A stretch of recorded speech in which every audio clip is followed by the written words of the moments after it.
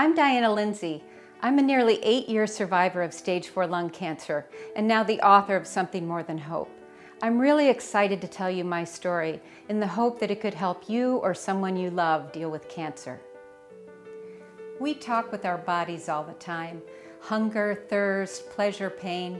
But the night after a biopsy for lung cancer, my body decided that we needed a communications upgrade. It Skyped me.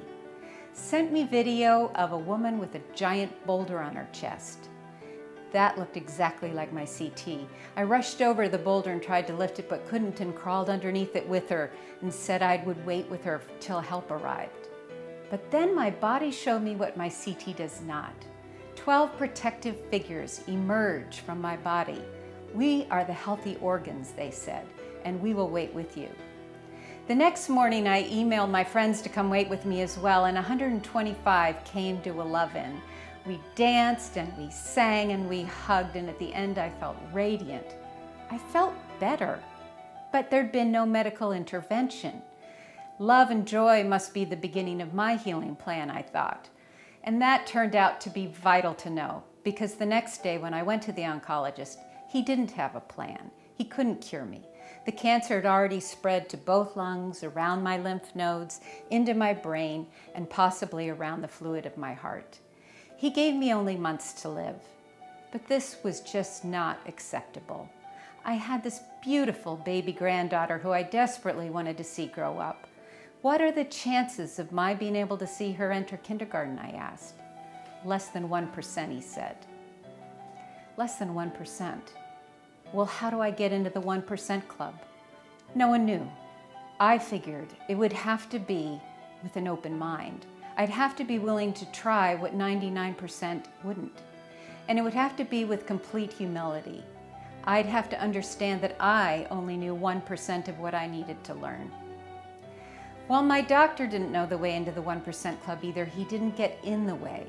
He prescribed very targeted treatments, a targeted therapy called Tarceva for my lung, and targeted radiation for my brain, which he scheduled for a week later. During that week, I returned to Skyping. Each night, I asked my body, how are you? And who are those 12 protective figures?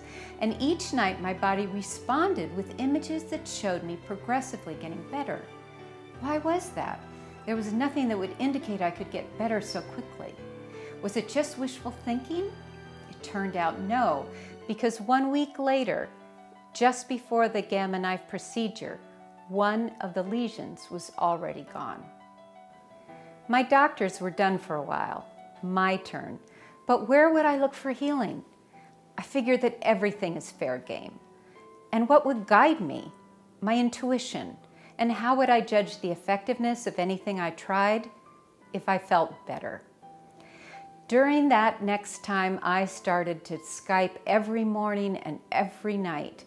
Because I wasn't trained in meditation and I was trained in choreography, the language that my body and I chose to communicate with was dance, but a very specific type of movement, a stomping in.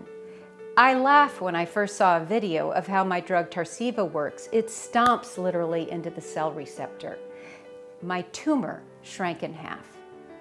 So I continued to Skype, and this time the dancers, each time they stomped, started to release bubbles into the cavities of my lung. My tumor started to shrink again. Now the dancers were really clear that it was important to not only kill the cancer, but to remove the debris. So they brought in poles that the bubbles could evacuate out with. Years later, a researcher linked those poles to hyaluronan, the vehicle that macrophages come in to eat up dead debris. And just last summer, researchers tied long hyaluronan to why naked mole rats don't get cancer. But I wasn't trained as a biologist, so I didn't link them at all until December, when a CT showed the cancer had left my lymph nodes, just weeks after hands had been massaging them in my meditation. Having established this link, I was concerned in February when I saw a new kind of cell in my meditations, one that didn't respond to stomping. My body was correct. Years later, genetic testing proved that it was a new mutation. It was a resistance to the stomping in action of Tarceva. This was one of 3 times that the cancer grew again, and each time my meditations or my dreams warned me that it was back and gave me a solution or some guidance about what to do with it. This time my doctor recommended chemo, but I said no, my body says cyberknife, and we got 9 progression-free months. The second time, the dream was full of animals, and they said, let nature take care of it. My oncologist was willing to wait and see, and Kelly and I rode the twin horses of Reiki and Qigong for 9 blissful more months. In April 2009, when the cancer returned again, my body said surgery, and the profession-bending surgery has kept me free of disease for 4.5 years. So how do I prevent recurrence?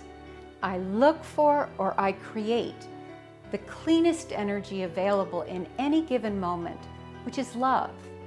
My body converts that to medicine, and then together we're creating and building a smarter grid to distribute it to wherever the body needs it the most.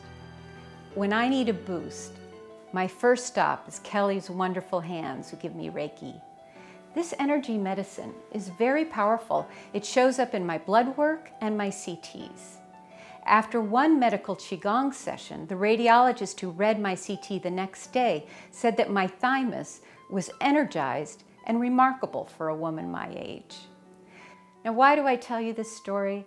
Because I believe we can all find a language to speak with ourselves, and that we can trust this information, and that this information is detailed enough to truly guide us in our medical decisions, especially when there's no clear evidence for what it is we are to do.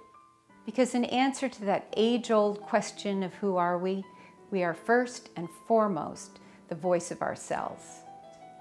Now, I don't believe that it's one dot that has gotten me to nearly 8 years of wonderful life, but rather the synergy between them. But I can tell you that living every day with love and joy, awe, and gratitude is a wonderful way to live, no matter how many days I have left. Thank you.